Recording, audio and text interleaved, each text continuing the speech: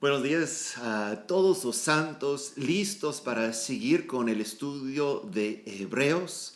Vamos a estar hablando de Jesús, nuestro sumo sacerdote, y para entender eso necesitamos obviamente regresar al Antiguo Testamento, lo que es el sumo sacerdote y cómo fue su puesto en comparación a los demás hermanos, a los demás incluso sacerdotes, porque hablar de sumo sacerdote indica que también tenía otros sacerdotes. Pero antes de entrar en ese estudio, déjanos comenzar con una oración. Señor, gracias por tu palabra, siempre eficaz a nosotros, siempre podemos nosotros crecer, aprender y caminar en la obediencia después de haber conocido lo que requieres. Señor, gracias por cada persona, si están en casa ahorita enfermo o con cualquier problema, dolencia, manda tu respuesta, sánales, Señor, provee todas sus necesidades. Gracias te damos, Señor, en tu nombre oramos. Amén y amén. Muy bien. Si regresamos, por ejemplo, al primero, porque normalmente cuando comenzamos a leer esa carta de Hebreos y habla de Jesús como el sumo sacerdote, lo que los creyentes hoy en día entienden más acerca de un sumo sacerdote es un ejemplo bastante mal, un ejemplo de cual estaba viviendo en el tiempo de Jesús, luego con Pablo, las confrontaciones que tenían, y ese sumo sacerdote tenía por hábito tenerla puesto porque fuera algo pasado de familia a familia. Pero cuando nosotros estamos hablando de Jesús, estamos hablando de que está nombrado como sumo sacerdote. Para entender eso necesitamos regresar incluso al libro de Éxodo 29. No voy a tomar mucho tiempo leyendo esos textos, solamente para que sepan que ese fue un proceso para establecer a Aarón como sumo sacerdote, el principal, el inicio de todo eso, junto con sus hijos, quien iba a estar trabajando en el sacerdocio. Estaba por 7 días con humo oscuro levantando sobre el altar y estaba sacrificado vez tras vez. No había salido de la entrada incluso por esos 7 días, día y noche. Aarón y sus hijos poniendo las manos sobre la cabeza del becerro vivo. Incluso otra vez estamos en Éxodo 29, también en Levítico capítulo 8, y estaba traspasando todos los pecados de Aarón hacia ese becerro para que Dios pueda recibir a Aarón como el sacerdote frente de él, porque tenía un puesto muy especial y todos sus pecados le iban a estar quitado por ese año, es lo que estaba diciendo todo el año. Entonces, después de los 7 días, Aarón, como el sumo sacerdote de Israel, hombre ante Dios y representaba ante Dios y el intermedio, puede decir, entre Dios y el hombre, y estaba representando a Israel ante Dios, y sus hijos incluso paraban ante él, porque es Aarón el sumo sacerdote. Al morir él, uno de sus hijos obviamente tenía que seguir con esa, y fue en esos momentos en cuando Moisés llegaba con el aceite para derramar el aceite sobre su cabeza, deslizándose por su barba y hasta empapar a todas sus vestiduras, las vestiduras bien especiales. Ese 8º día hicieron sacrificios otra vez nuevos para que pueda seguir con la adoración y la presencia de Dios por todo ese año. Dios mostraba su aprobación de todo ese, mandando fuego de su presencia. Es cuando en ese momento unos 2 de los hijos de Aarón presentaron otro fuego, otro incienso para aumentar, para decir que no queremos que ese demore o termine en el momento. Y en Levítico capítulo 10 habla incluso de que el fuego salía y quemaba y morían esos 2 hijos de Aarón, porque fue tan importante lo que estaba pasando. Y ellos, antes, todo el pueblo estaba celebrando, pero al ver el fuego de Dios consumir a los hijos de Aarón, de repente un temor fuerte, un temor de Dios les llegó, y así fue entre un momento de regocijo y un momento de temor divino que iba a permanecer por unos 1500 años.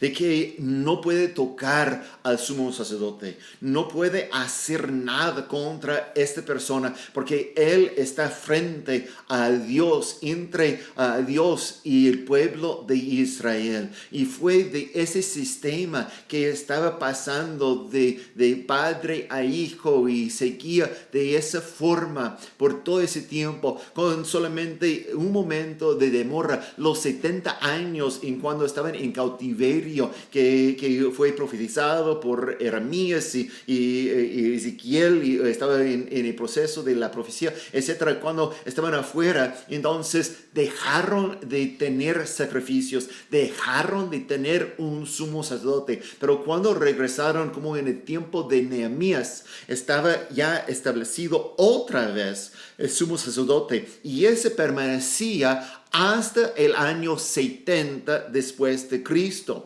Esa es la razón que hace unas semanas, cuando iniciamos el estudio de Hebreos, les dije que a lo mejor fue escrito antes de la fecha de 70 después de Cristo. ¿Por qué? Porque estaba todavía con la tentación, esos hebreos, esas personas quienes están recibiendo la carta, estaba con ese deseo de regresar y ver que tiene la necesidad de un sumo sacerdote. El sumo sacerdote únicamente estaba allá en Jerusalén. Tenía que acudirse allá en todo el tiempo para estar ministrados y recibir el ministerio de un sumo sacerdote. Y puede imaginar con solamente un hombre quien estaba haciendo todo eso con sus hijos, la fila larga que día tras día estaba llegando gente de toda parte de Israel, y estaba llegando con sus sacrificios, etc.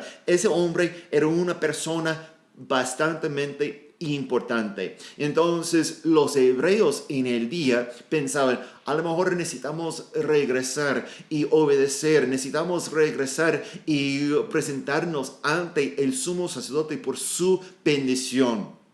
Aquí es el asunto de que Cristo es nuestro sumo sacerdote.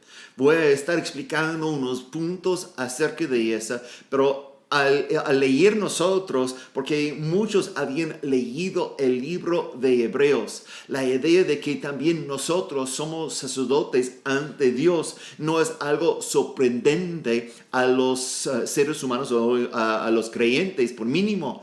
Es porque hemos oído eso muchas veces. Pero pueden ustedes imaginar en el primer día, en cuando está saliendo esa carta hacia los hebreos, y ellos están leyendo que Jesús es el sumo sacerdote. Ese fue un concepto revolucionario, un concepto distinto, que están, ¿cómo es posible? Y el escritor de esa carta a Hebreos está por pasar, y nosotros también vamos a pasar varias semanas hablando de ese tema tan importante. ¿Por qué? Porque Cristo es el quien cumplió, incluso en una forma mejor que lo que tenían como ejemplo en el día de Jesús, y luego en su día, el día de Pablo, el día en cuando está recibiendo esa carta. Pero incluso es mejor Cristo que Aarón, el primero quien fue escogido por Dios. Gálatas capítulo 4 y verso 4 dice: pero cuando se cumplió el plazo, Dios envió a su Hijo, nacido de una mujer, nacido bajo la ley. Ese es uno de los bases en cual necesitamos luego entender. ¿Por qué? Porque Jesús es nuestro gran sumo sacerdote en el cielo ahorita. Vamos a estar hablando de eso porque el ejemplo que tenía los hebreos fuera un sacerdote, un sumo sacerdote quien ministraba en el templo. Pero recuerda que Cristo incluso dice que puede derrumbar ese templo y en 3 días va a construir. No estaba haciendo referencia a ese templo físico, sino el templo que es su cuerpo. Obviamente, y 3 días después se resucitó. Pero ahorita Él vive en la presencia de Dios para ser el sumo sacerdote, el intermedio, el que intercede por nosotros día tras día, como fue el trabajo del sumo sacerdote. Nosotros vamos a estar hablando de eso. Déjanos ir al texto. Nos toca el verso 14 de Hebreos 4, el último parte de ese capítulo. Lo anterior estuvimos en la semana pasada y vamos a estar llegando hasta el verso 10 del capítulo 5. Voy a leer tanto como es un solo lectura. No voy a mencionar la diferencia entre capítulo 4 y capítulo 5 porque sigue con el mismo tema. Leo. Por lo tanto, ya que en Jesús, el Hijo de Dios, tenemos un gran sumo sacerdote que ha atravesado los cielos, aferrémonos a la fe que profesamos, porque no tenemos un sumo sacerdote incapaz de compadecerse de nuestras debilidades, sino uno que ha sido tentado en todo de la misma manera que nosotros, aunque sin pecado. Así que acerquémonos confiadamente al trono de la gracia para recibir misericordia y hallar la gracia que nos ayude en el momento que más la necesitemos. Todo sumo sacerdote es escogido de entre los hombres. Él mismo es nombrado para representar a su pueblo ante Dios y ofrecer dones y sacrificios por los pecados. Puede tratar con paciencia a los ignorantes y extraviados, ya que él mismo está sujeto a las debilidades humanas. Por tal razón se ve obligado a ofrecer sacrificios por sus propios pecados, como también por los del pueblo. Nadie ocupa ese lugar por iniciativa propia, más bien lo ocupa el que es llamado por Dios, como sucedió con Aarón. Tampoco Cristo se glorificó a sí mismo haciéndose sumo sacerdote, sino que Dios le dijo: tú eres mi hijo, hoy mismo te he engendrado. Y en otro pasaje, tú eres sacerdote para siempre, según el orden de Melquisedec. En los días de su vida mortal, Jesús ofreció oraciones y súplicas con fuerte clamor y lágrimas al que podía salvarlo de la muerte, y fue escuchado por su reverente sumisión. Aunque era hijo, mediante el sufrimiento aprendió a obedecer, y consumada su perfección llegó a ser autor de salvación eterna para todos los que le obedecen, y Dios lo nombró sumo sacerdote según el orden de Melquisedec. Entonces aquí tenemos, y como los israelitas de antes, los creyentes judíos que estaban recibiendo esta carta de Hebreos, se sentían tentados de alejarse de Dios y acudir otra vez a ese sumo sacerdote. Ellos se sentían desalientados, desanimados por la persecución, por el sufrimiento, por el constante ataque y mal entendimiento de quién es. Entonces, Jesús es nuestro sumo sacerdote, es lo que está presentando el escritor de esa carta. Ese día, obviamente, iba a sorprenderles. Iba a estar llegando, ¿cómo es posible? ¿Podría ser eso verdad? Entonces el escritor tiene que presentar cómo es que Jesús califica como el sumo sacerdote. Los primeros judíos, creyentes judíos, todavía asistían al templo. Recuerda en la vida de Pablo, por ejemplo, encontramos en el libro de Hechos 21, cuando estaba regresando a Jerusalén, y unos dicen a Pablo, mira, tiene que presentarse y ofrecer el sacrificio porque está proclamando gente en toda parte que estás enseñando a los judíos a alejarse de la ley de Moisés. Entonces ese provocó un altercado, un problema por Pablo, porque ellos pensaban que está alejando de la ley de Moisés. Pero en realidad todos los judíos seguían buscando a Dios y tenía todavía la ley, porque Jesús enseña que está por cumplir toda la ley. Entonces ellos estaban con esa tentación. Mira, necesitamos regresar y decir que estamos 100% con ustedes. Él muestra, el escritor de Hebreos, entonces nos muestra que Jesús cumple con todos los requisitos de un sumo sacerdote. Y cómo es que Él incluso es mejor, un mejor sumo sacerdote, porque es compasivo. Luego vamos a estar hablando de eso, y hemos leído incluso que puede hacer con nosotros, porque era un ser humano. Vamos a estar hablando de eso. También representaba a la gente en los asuntos relacionados con Dios. Ese fue algo que incluso acabo de mencionar. Él mismo es nombrado el sumo sacerdote para representar a su pueblo. Cristo nos representa.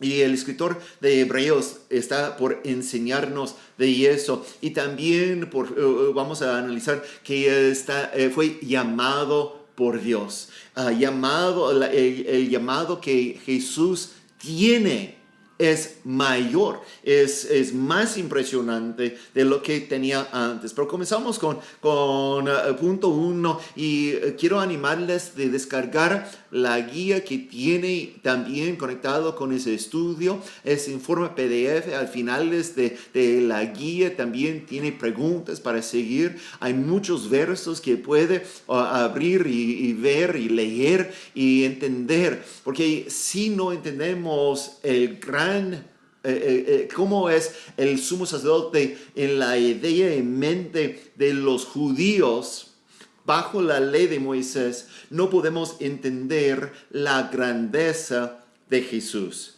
Pero está proclamando esa carta de que Jesús tiene mayor posición y mayor título que los sumos sacerdotes terrenales. Entonces, hablando de los sumos sacerdotes, ellos fueron respetados en todo. Tenían las vestiduras especiales, caminaban con autoridad. ¿Y cómo es un sumo sacerdote? Tenemos que entender que eso significa que hay otros sacerdotes bajo él. Uno no puede ser el sumo si no hay otro. Entonces, es el único. No está diciendo que Jesús es el único sacerdote. No, al revés. Enseguida vamos a estar hablando de eso, que también nosotros somos sacerdotes. Él nos ha hecho un sacerdocio real nosotros, pero Él es el sumo sacerdote, es decir, que es cabeza sobre nosotros. Y hablando de sumo sacerdote en el día de Aarón, o incluso en el día de Jesús Caifás, entonces ese sumo sacerdote tenía una autoridad, tenía una riqueza impresionante, tenía vestiduras reales y oficiales impresionantes, y todos podían decir, mira, ese es quién es. Su posición de Jesús dice que Él es superior. Fíjense en que incluso luego en Hebreos 12, capítulo 12 y verso 2, dice, traspasó a los cielos. Entonces, hablando de un sumo sacerdote, el sumo sacerdote físico, terrenal, Caifás en el día de Jesús incluso, fue un sumo sacerdote quien oficiaba su posesión, su sacerdocio desde el templo terrenal.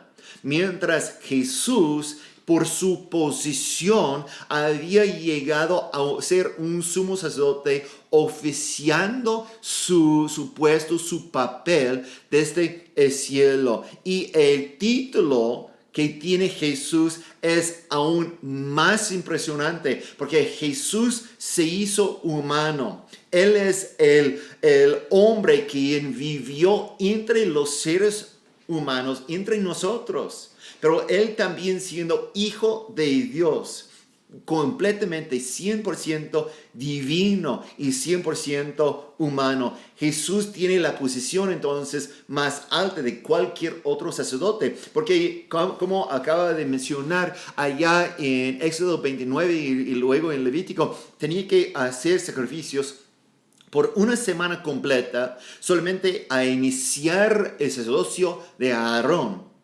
Por su propia vida, por sus propios pecados. Tenía que poner manos sobre la cabeza de ese becerro, traspasando todos los pecados de Aarón a ese becerro para luego sacrificar. Pero Jesús nunca pecó, nunca tenía pecado para que tenía que ofrecer sacrificios de sí mismo. El sumo sacerdote terrenal en Jerusalén tenía una posición y el título claro, como había mencionado, y ese con todo lo que tenía, y estaba él llevando las vestiduras especiales y gobernaba sobre todos los otros sacerdotes de todo Israel, etc. Y solamente él podía entrar en el lugar santísimo, y eso una vez al año, mientras Cristo puede entrar y está permanentemente en la presencia de Dios. ¿Cómo más importante es el sumo sacerdote quien tenemos en Cristo Jesús? Fíjense las comparaciones. Hablando en el día de Jesús, las personas quien ellos iban a entender y fijar atención. Caifás entraba en el templo en la tierra, pero Jesús ascendió al cielo entrando en el templo. Recuerda que el templo, incluso el tabernáculo donde ministraba a Aarón en los principios, fue una imagen, fue hecha a imagen, semejanza a lo que Dios había mostrado a Moisés en el cielo. Entonces solamente fue una sombra, un parte de lo que tiene allá para ministrar. Pero Jesús no entró en el tabernáculo ni en el templo terrenal, sino en lo original que había visto Moisés. Moisés luego tenía la obligación de guiar a todos los quienes estaban formando los partes, los artefactos y utensilios de ese tabernáculo para duplicar lo que había visto. Pero no tenía una copia, no tenía solamente los falsos o una imagen del original, porque Jesús estaba ministrando allá. Caifás era un hombre, pero Jesús es el Hijo de Dios. Está haciendo esas comparaciones. De hecho, ahora que Jesús es el sumo sacerdote en el cielo, Él hace todos los creyentes, todos nosotros, sacerdotes, por lo menos de 3 maneras. Y vamos a estar hablando de esa. Déjame leer unos versos, por ejemplo, en 1 Pedro, capítulo 2 y verso 5. También ustedes son como piedras vivas, con las cuales se están edificando una casa espiritual. De ese modo llegan a ser un sacerdocio santo para ofrecer sacrificios espirituales que Dios acepta por medio de Jesucristo. Una vez que aceptamos que Cristo es nuestro sumo sacerdote, Él puede establecer un sacerdocio bajo su autoridad, bajo su sacerdocio. Como Caifás en el día de Jesús era el líder de todos los sacerdotes, ahorita Jesús llega y dice, ustedes son mis sacerdotes. Y no depende de raza, no depende de sangre, no depende de quién era el padre, la mamá, etc. Porque en el día solamente los descendientes de Aarón podían ser los sacerdotes. Entonces, ahorita los descendientes de Jesús, los quienes han sido nacidos de nuevo, son los sacerdotes bajo su autoridad. Igual en Apocalipsis, capítulo 1, versos 5 a 6, dice, y de parte de Jesucristo, el testigo fiel, el primogénito de la resurrección, el soberano de los reyes de la tierra, al que nos ama y por su sangre nos ha librado de nuestros pecados, al que ha hecho de nosotros un reino, sacerdotes al servicio de Dios su Padre. A Él sea la gloria y el poder por los siglos de los siglos. Amén. Entonces seguimos con eso. Primero, también como Jesús ofrecía sacrificios de su propio, ofrecía oraciones, también nosotros ofrecemos nuestra vida. Ese es parte del servicio que hacemos, como había establecido en el texto de Hebreos que acabamos de leer, que Jesús ofreció su propio cuerpo. También nosotros ofrecemos nuestra vida como sacrificio vivo. En Romanos 12:1 dice: por lo tanto, hermanos, tomando en cuenta la misericordia de Dios, les ruego que cada uno de ustedes en adoración espiritual ofrezca su cuerpo como sacrificio vivo, santo y agradable a Dios. Entonces, lo que estamos estableciendo a través de esta carta a los Hebreos es de que Jesús llegó a ser sumo sacerdote, pero ese indica un sacerdocio nuestro.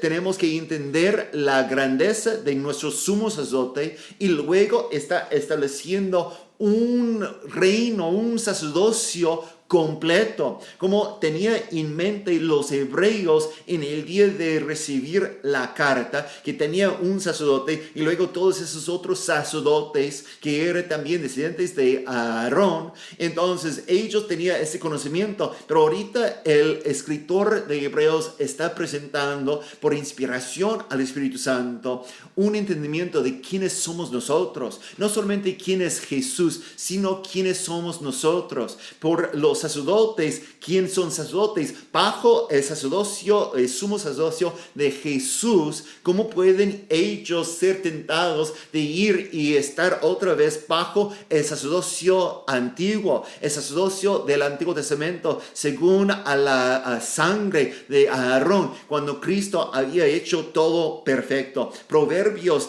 21 y verso 3 dice: practicar la justicia y el derecho y preferir el Señor, lo prefiere el Señor a los sacrificios. Nosotros tenemos que vivir en una forma de ser los sacerdotes ante Dios, de estar haciendo nuestro trabajo como intermedio entre Dios y los seres humanos, toda la población, tu vecino, tu compañero de trabajo, todas esas personas tienen que conocer al sumo sacerdote a través de los sacerdotes que Él había establecido, sea nosotros. Filipenses capítulo 2 y verso 17 dice: aunque mi vida fuera derramada sobre el sacrificio y servicio que proceden de su fe, me alegro y comparto con todos ustedes mi alegría. Es Pablo diciendo que está sufriendo, pero fue un gozo, porque esa es la vida de ese nuevo sacerdocio.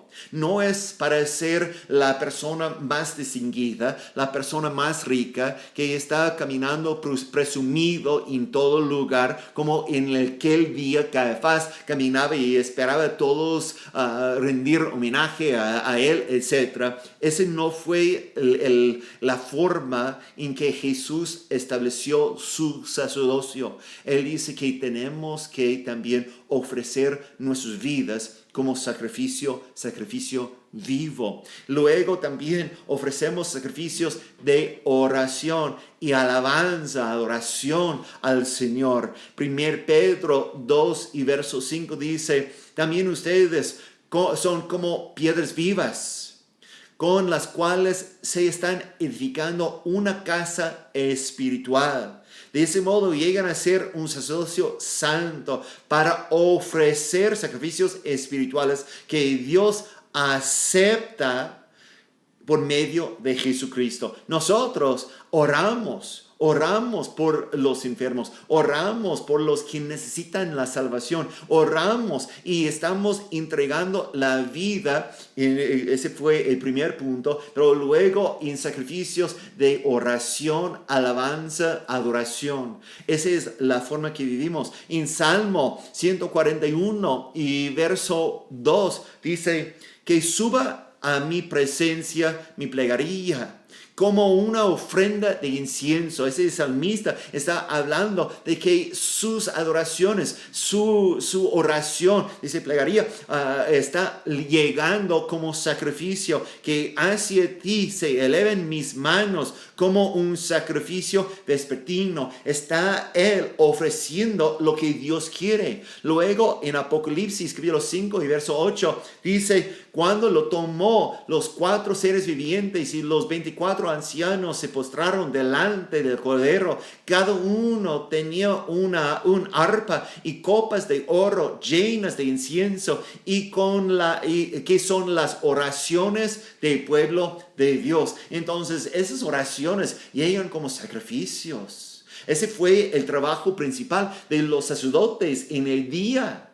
El sumo sacerdote recibía el sacrificio, oraba, fue sacrificado, y la persona quien estaba ofreciendo, después de haber ofrecido los sacrificios por su propia vida una vez al año, ese sacerdote, el sumo sacerdote, entonces cada sacrificio no fue por él, sino para cubrir los pecados de los quien está llevando su sacrificio. Y hoy en día también nosotros, como los sacerdotes de Dios, estamos llevando esos sacrificios hacia el Señor. También conectamos a los perdidos con Dios por medio de oración y del testimonio. Ese fue la posición, el papel importante que tenían los sacerdotes, que ser el punto de contacto con Dios.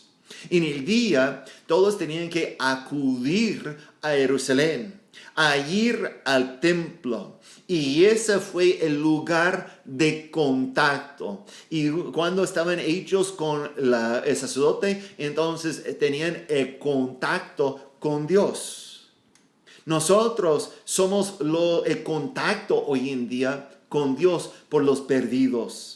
Fíjense en Apocalipsis 1, versos 5 a 6, dice: y de parte de Jesucristo, el testigo fiel, el primogénito de la resurrección, el soberano de los reyes de la tierra, al que nos ama y por su sangre nos ha librado de nuestros pecados, al que ha hecho de nosotros un reino, sacerdotes al servicio de Dios su Padre. A Él sea la gloria y el poder por los siglos de los siglos. Amén. Entonces, una vez que somos nosotros redimidos, somos el punto de contacto para los demás.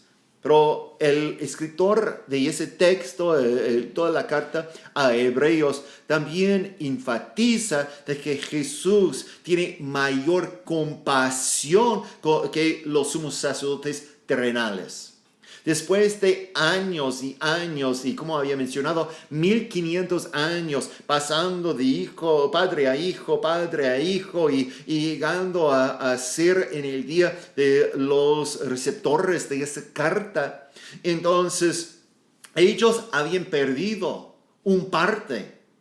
¿Cómo tan rápido podemos nosotros ver el desvío de una generación a otra generación? No es una garantía de que en una generación piadosa que los padres, o puede decir los abuelos, pasen la misma confianza y piedad, dedicación al Dios a sus hijos, a sus nietos, y menos a sus bisnietos. Esa es la razón que reconoce Pablo, el apóstol Pablo, de Timoteo, que fuera ya la tercera generación adorando, alabando a Dios. Y esa es una celebración, pero fácilmente puede perder. Porque incluso, como había mencionado antes, en la vida de Aarón estaba 7 días en la presencia de Dios, orando y presentando sacrificios por todos los pecados de Aarón y su familia, etc. Y en ese mismo contexto tenemos unos 2 de sus hijos quien todavía no entienden la santidad de Dios y fueron quemados vivos. Perdieron la vida por desviar, por querer su propia cosa, para aumentar de otra cosa que no es correcta. También podemos imaginar, después de tantas generaciones, 1500 años, ellos estaban desviando. Tenemos momentos en la historia, por ejemplo, en los libros de Samuel, hablando de antes de llegar Samuel, pero estaba hablando de los hijos de Elí y estaba muy mal. El sacerdocio había convertido en algo muy mal. Y ese fue el ejemplo que tenía, pero es porque los sumos sacerdotes caminaban como: yo no soy casi humano, yo soy súper humano, yo soy casi como Dios, porque ha disfrutado ese puesto por toda su vida. Pero en Jesús dice y argumenta de que Jesús tiene mayor compasión con nosotros. Mayor compasión con nosotros. Otra vez yo puedo leer en nuestro texto, capítulo 4, versos 15 a 16, y dice: porque no tenemos un sumo sacerdote incapaz de compadecerse de nuestras debilidades, sino uno que ha sido tentado en todo de la misma manera que nosotros, aunque sin pecado. Así que acerquémonos confiadamente al trono de la gracia para recibir misericordia y hallar la gracia que nos ayude en el momento que más la necesitemos. Entonces aquí estamos hablando de Jesús y unos preguntan: ¿fueron real las tentaciones de Jesús? Como en Mateo capítulo 4, cuando Jesús está 40 días en el desierto y llega el diablo para tentarle, y uno dice: mira, pero es hijo de Dios, no fue real. No, en todo momento entendemos que fuera real. No pecó, pero las tentaciones sí fueron real. Tener tentación no significa que es pecado. Por ejemplo, podemos llegar al Antiguo Testamento. Acabamos de leer en Génesis, porque como iglesia estamos leyendo la Biblia, y en Génesis habla de un tal José. Recuerda de José, él tenía todo pretexto para rendir y decir: mira, si Dios no me quiere, entonces yo voy a hacer lo que quiero. Y cuando la esposa de Potifar llegaba a él tentándole, él negó. Fue una tentación real. Pero él no rindió, no pecó. Entonces corría, terminaba todavía en la cárcel, donde tenía otras tentaciones, seguramente pensando mal de esos quien le había olvidado. Es la tentación, pero luego no guardaba esa raíz de amargura. Todas esas cosas fueron decisión. Y Jesús decidió. En Hebreos, la misma carta, y capítulo 12 y verso 15 dice: asegúrense de que nadie deje de alcanzar la gracia de Dios, y de que ninguna raíz amarga brote y cause dificultades y corrompa a muchos. En otras palabras, es muy fácil incluso correr de un pecado y luego caer en un pecado interior de amargura. Necesitamos siempre celebrar a Dios. 1 Juan capítulo 3 y verso 15 dice: todo el que odia a su hermano es un asesino. Entonces esos pensamientos, esa mala actitud también nos puede afectar. Jesús pasaba todas esas tentaciones, pero sin que le afectaba la emoción. Ningún momento tenía una multitud y estaba cansado y dice: pues que vayan, porque estoy enfadado con ellos. No, él siempre tenía compasión con ellos y dicen, mira, vamos a alimentarles, vamos a darles lo que necesita. Nunca podía volver la espalda a ellos. ¿Por qué? Porque siempre tenía compasión. Cuando los malos pensamientos nos llegan, entonces comienza a tocar la puerta de nuestro corazón, porque todos nosotros tenemos experiencias difíciles, malas. Y en la vida de los sumos sacerdotes terrenales, incluso los sacerdotes que no fueron sumos sacerdotes, tenían unos malos días. Y sus malas experiencias, los pensamientos malos, cuando llegan, una sugerencia, cuando llega a nosotros los pensamientos malos y comienza a tocar la puerta, manda a Jesús para recibirlos, no a nosotros. Porque necesitamos seguir con la limpieza de corazón. Necesitamos seguir alabando y adorando al Señor. Como los sacerdotes ante Dios. Regreso a leer los primeros 3 versos del capítulo 5. Dice, todo sumo sacerdote es escogido de entre los hermanos, de los hombres. Nosotros somos escogidos. Somos los escogidos de Dios. Él nos quiere. Y luego dice, Él mismo es nombrado para representar a su pueblo ante Dios y ofrecer dones y sacrificios por los pecados. Puede tratar con paciencia a los ignorantes y extraviados, ya que Él mismo está sujeto a las debilidades humanas. Por tal razón se ve obligado a ofrecer sacrificios por sus propios pecados, como también por los del pueblo. Como humano, Jesús se sentía las debilidades humanas. Él tenía las necesidades de descansar, dormir después de un día largo. Él como hombre sentía el hambre y sed, dolor de cuerpo, el sudor, el calor del sol, toda esa. La Biblia enseña que Dios no nos deja que nuestras tentaciones se vence, sino como en 1 Corintios 10:13 siempre provee forma de escapar, forma de alejarnos del pecado. Jesús también tenía todas esas cosas, pero jamás decidió entrar en el pecado. El primer Adán entró en tentación y fue vencido.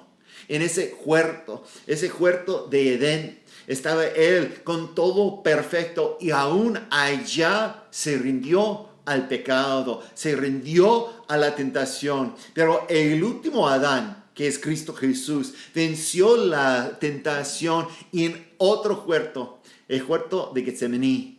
Nosotros tenemos ese como gran sumo sacerdote, quien puede compadecerse de nosotros. Él es la persona quien está frente con todas nuestras pruebas y tentaciones, lo pequeño, así los más grandes. Él fue también tentado con el entendimiento de cómo podemos nosotros salir, porque nos toca ahorita ser el sacerdocio santo. Como Él está en el cielo y está es como el sumo sacerdote, está mandando a nosotros para ser sus representantes en toda parte. Por lo tanto, puesto que tenemos un sumo sacerdote así tan grande, dice que podemos nosotros acercarnos a ese trono de gracia. Dice en ese verso 16, así que acerquémonos confiadamente al trono de la gracia para recibir misericordia y hallar la gracia que nos ayude en el momento que más la necesitamos. Ese es que está hablando de un trono, pero si estamos, como tenemos el hábito, siempre comparar o usar buena hermenéutica para entender qué está diciendo. ¿Cómo es que nosotros no podemos llegar a ser confiados, a acercarnos al trono de Dios?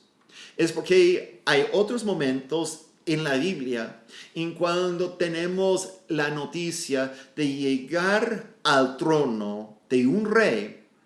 es algo muy peligroso.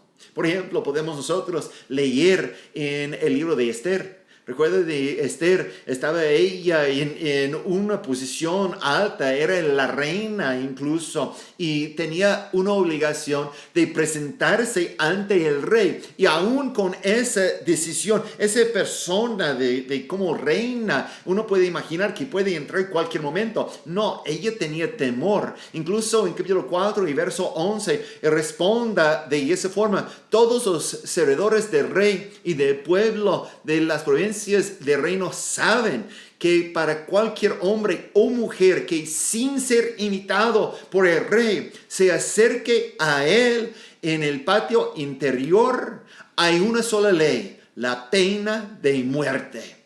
La única excepción es que el rey, extendiendo su cetro de oro, le perdone la vida. En cuanto a mí, hace ya 30 días que el rey no me ha pedido presentarme ante él. Entonces la reina misma entendía el gran peligro a entrar sin invitación. Entonces, cuando está el escritor de Hebreos diciendo que Jesús es el sumo sacerdote y está allá, podemos nosotros llegar confiadamente porque está extendiéndonos a nosotros como sus sacerdotes una invitación continua. Podemos nosotros también mencionar a Nehemías. Recuerda, Nehemías, estaba él oyendo noticias de sus hermanos de mala condición de los muros de la muralla de Jerusalén. Entonces, él decide hacer algo y tenía que presentarse ante el rey. Él tenía un puesto así oficial, pero no podía hablar abiertamente sin arriesgar su vida. Pero dice en Nehemías, capítulo 2 y verso 2, ¿por qué estás triste? El rey pregunta. ¿Por qué? Porque puede ser que es algo que ha tomado, algo que ha probado, algo que ha gustado y está perjudicando la vida incluso del rey. Entonces no debía estar presentando con cualquier problema. No puede él entrar ante el rey y tener su cubreboca y dice: es porque estoy muy enfermo ahorita. Ese no puede ser. Porque esa responda el rey: pues mátale, porque no entiende el puesto, la autoridad que yo tengo, no puede perjudicar mi vida. Y dice: no me parece que estás enfermo, así que debe haber algo que te está causando dolor. El rey observaba de Nehemías. Y escucha lo que dice enseguida. Dice: yo sentí mucho miedo. No significaba que no iba a decir nada, pero significaba de que estaba con temor. Porque presentarse ante un rey, ante el trono, es algo temoroso. Pero aquí dice: así que acerquémonos confiadamente al trono de la gracia. También en Apocalipsis capítulo 4 y verso 3, el que estaba sentado tenía un aspecto semejante a una piedra de jaspe y de cornalina. Alrededor del trono había un arco iris que se asemejaba a una esmeralda. Entonces es impresionante lo que estamos haciendo como los sacerdotes de Dios, acercándonos al trono que es tan impresionante y tan poderoso, y ese puede causar mucho temor a todos. Pero aquí está diciendo: tenemos un sumo sacerdote quien está allá a la derecha. Tenemos un sumo sacerdote quien está en un lugar mejor que los sumos sacerdotes terrenales que tenemos. Y nos está estableciendo un grupo, un sacerdocio real. Nosotros somos los ayudantes, los sacerdotes bajo a Jesús. Jesús tiene entonces un mayor llamado y mayor nombramiento que los sumos sacerdotes terrenales. Dice en el texto, y también podemos nosotros hacer referencia a otros, porque en el texto, en verso 5, dice: tampoco Cristo se glorificó a sí mismo haciéndose sumo sacerdote, sino que Dios le dijo: tú eres mi hijo, hoy mismo te he engendrado. Ese es precisamente de Salmo 2 y verso 7. Yo proclamaré el decreto del Señor. Tú eres mi hijo. Me ha dicho, hoy mismo te he engendrado. Es por decisión de Dios, no hacer como en el caso de Aarón y todos sus descendientes, sus hijos, de ser sumo sacerdote. No, ese es un puesto distinto, un llamamiento aún mayor. Es porque no es solamente un sumo sacerdote, es hijo de Dios. En Hebreos habíamos leído antes en verso 5 de capítulo 1, porque ¿a cuál de los ángeles dijo Dios jamás, tú eres mi hijo, hoy mismo te he engendrado? En otro pasaje, yo seré tu padre y él será mi hijo. Ese es el puesto. Y aquí mismo, como habíamos leído, tiene otra vez ese verso de Salmo 2, que es Jesús, el Hijo de Dios, hecho así. Porque en como Hechos, capítulo 13 y verso 33, dice, Dios nos la ha cumplido plenamente a nosotros, los descendientes de ellos, al resucitar a Jesús. Como está escrito en el segundo Salmo, también menciona. Porque en todos esos aspectos estamos mencionando de que Jesús ha llegado, pero estamos llegando a esa plena. No es solamente una enseñanza de que Jesús es el sumo sacerdote, sino entendemos que nosotros somos sacerdotes de su reino. Ese es lo que está presentando. Y dice luego que es sacerdote para siempre, según el orden de Melquisedec. Necesitamos recordar quién es Melquisedec. No fue algo brotado de Aarón. Incluso Abraham le dio 10% un diezmo, y permitía que ese hombre sin raíz, sin descendientes, sin saber de dónde salía, era un sacerdote a Abraham. Obviamente no fue descendiente de Aarón, el sumo sacerdote, porque luego, después de Abraham, fue nacido su hijo Isaac y Jacob y Israel, y todos los hijos de Israel, Leví siendo uno de ellos, y de todos los hijos de Leví, Corra era uno de esos, y unos 300 años después nació a Aarón. Pues también hermano de Moisés. Miriam también fue parte de esa raíz, ese linaje. Obviamente no puede ser de la misma, siendo que ese era en el día de Abraham, y estamos hablando de años y años, generaciones después, cuando nació Aarón. Dice en Salmo 110 y verso 4, el Señor ha jurado y no cambiará de parecer. Tú eres sacerdote para siempre según el orden de Melquisedec. Ese es lo que está haciendo referencia ese verso 6. Así que Hebreos enfatiza que Dios eligió a Jesús para ser nuestro sumo sacerdote, con un fin de que también nosotros somos sacerdotes.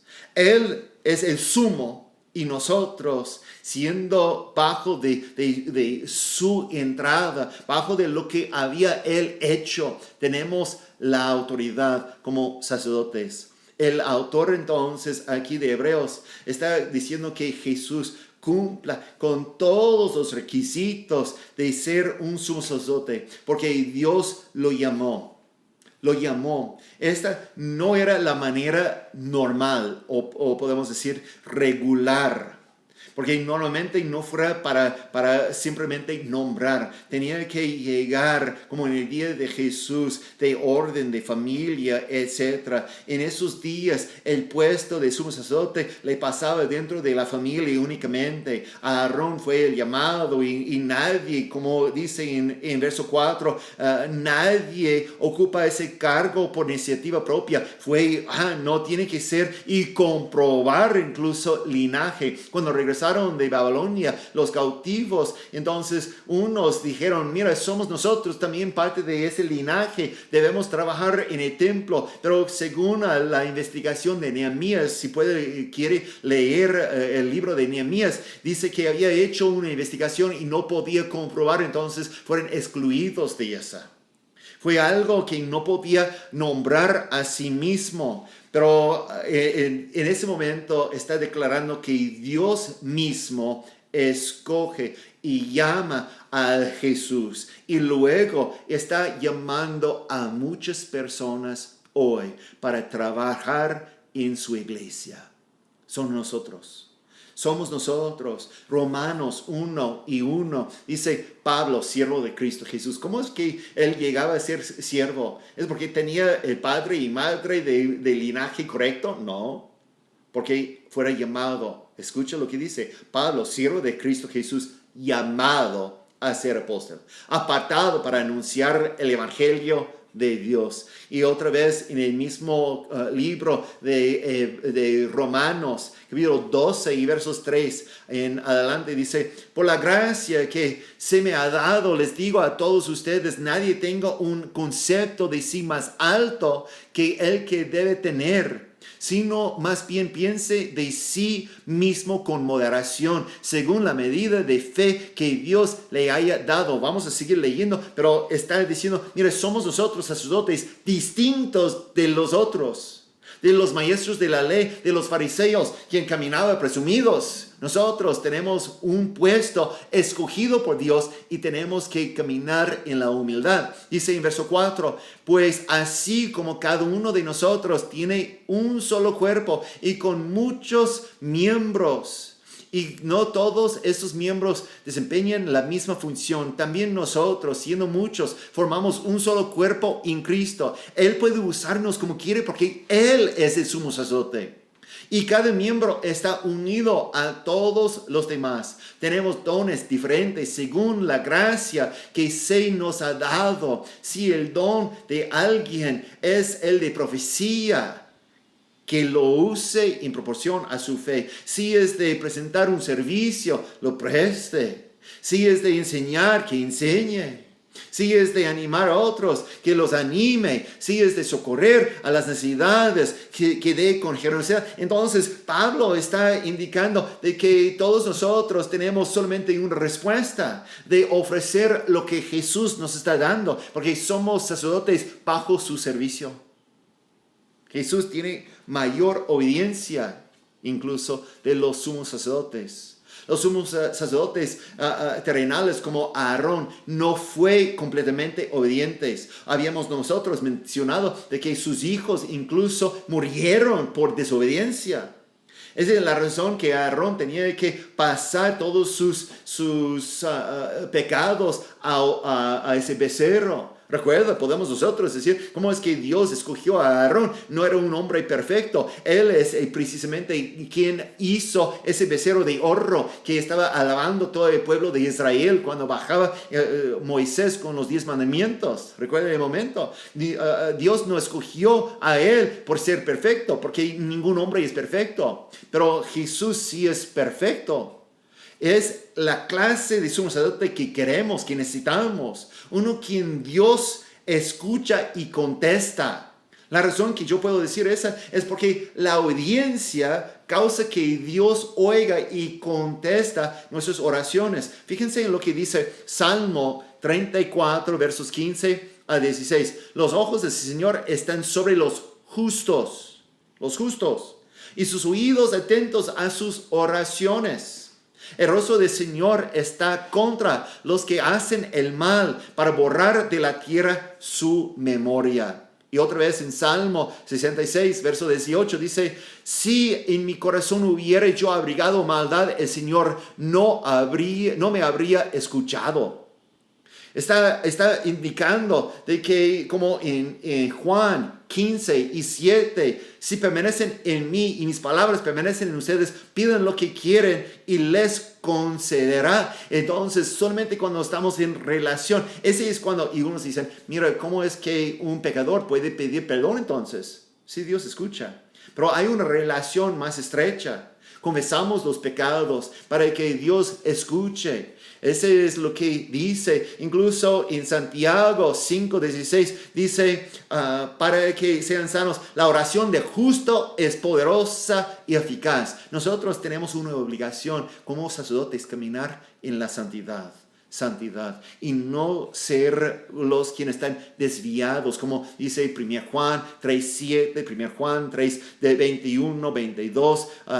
También incluso en Ezequiel menciona de que sí, incluso Noé, Daniel, Job vivía en esos momentos. Ellos no podían clamar por ese pueblo porque fueran tan desviados. ¿Qué está diciendo? Que los justos alcanzan un puesto especial. Tenemos que caminar en la obediencia, pero la obediencia es algo que tenemos que aprender.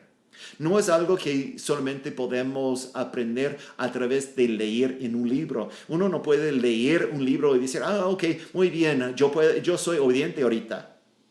Es un concepto fácil de entender, pero solamente aprendemos la obediencia por las experiencias. Esa es la razón que Jesús menciona que Jesús fue obediente en todo. Tenía que pasar la tentación. No es que falló, pero tenía que pasar a aprender qué es la obediencia. Nabucodonosor, por ejemplo, no podía aprender qué es la humildad hasta que en Daniel capítulo 4 menciona de que estaba fuera de su mente, comienza a comer hierba y estaba afuera. Aprendió humildad. Aprendemos a obedecer a nuestros padres. ¿Cómo? Por la disciplina que nos da. Eso es lo que está enseñando, que nosotros debemos, incluso el escritor a Hebreos en capítulo 12, verso 7 en adelante, menciona de que debemos soportar la disciplina de Dios. ¿Por qué? Ese nos está enseñando obediencia, porque tenemos como sacerdotes, tenemos que caminar en la obediencia. Podemos aprender hacer muchas cosas. Por ejemplo, el diezmo. Uno nuevo en Cristo no entiende qué es el diezmo, pero es algo que comprobamos y aprendemos con confianza que Él va a responder. Y podemos nosotros incluso ser aún más generosos. Eso es lo que está pasando. La única fe que se salva está indicando, escucha lo que dice ese verso 9. Y consumada su perfección, llegó a ser autor de salvación eterna para los que le obedecen. Y quiero enfatizar una cosa. Así dice, los que le obedecen antes que a los que le obedecieron. No, como habíamos mencionado antes, no es que comenzamos bien. Ese no es lo que está requiriendo, lo que quiere Dios. Él quiere que caminemos en la obediencia. Nosotros tenemos que caminar. El escritor de Hebreos está animándonos a perseverar en la fe. Estas personas que están recibiendo su carta están siendo tentados de salir de la iglesia y regresar a el sistema de Moisés con el sumo sacerdote. Y está diciendo, mira, tenemos un nuevo. Tenemos que caminar en la obediencia. No podemos alejarnos. Tenemos que seguir en la obediencia. Santiago, capítulo 2 y verso 26 dice, pues como el cuerpo sin el espíritu está muerto, así también la fe sin obras está muerta. Todo lo que está indicando, como a nosotros está enseñando acerca de Jesús como el sumo sacerdote, pero está obligándonos nosotros a tomar en serio quién somos en Dios. No podemos decir que Jesús es nuestro sumo sacerdote y luego no tomar nuestro lugar. Es interesante porque en el año 70 después de Cristo, ese sistema de sacerdocio terminó cuando los romanos destruyeron el templo. Se quedó nula. Y ahorita únicamente tenemos ese ejemplo. Pero muchos cristianos no entienden qué es un sacerdote.